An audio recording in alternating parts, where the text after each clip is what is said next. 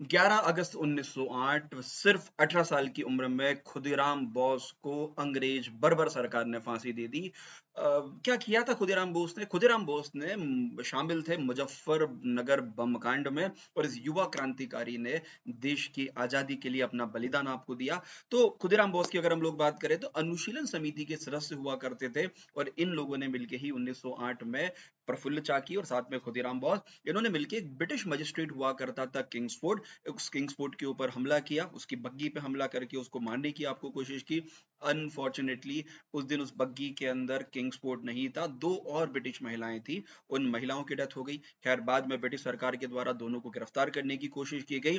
प्रफुल्ल चाकी ने तो गिरफ्तार न हो इससे बचने के लिए उन्होंने सुसाइड कर लिया, आत्महत्या कर लिया, और बाद में खुदीराम बोस को पकड़ के आज ही के दिन 1908 में फांसी दी गई। खुदीराम बोस भारत में सबसे कम उम्र में फांसी प्राप्त करने वाले, फांसी के ऊपर झूलने वाले व्यक्तियों में से आपको एक है। उसी के साथ में आज का इतिहास जुड़ता है भारत की एक कॉलोनी से, और वो कॉलोनी थी दादर और नगर हवेली। आपको पता होगा दादर नगर हवेली पहले पुर्तगालियों के कैप्चर में आपको थी।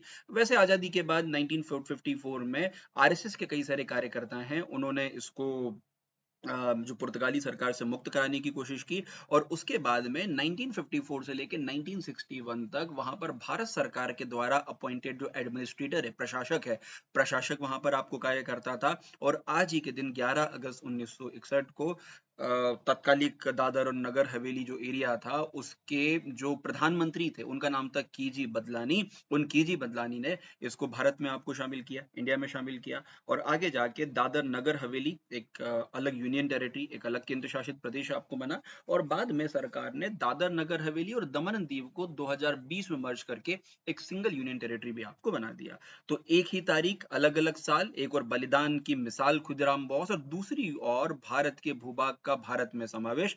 11 अगस्त देश के इतिहास में साहस और एकता का महत्वपूर्ण दिन है। Thank you.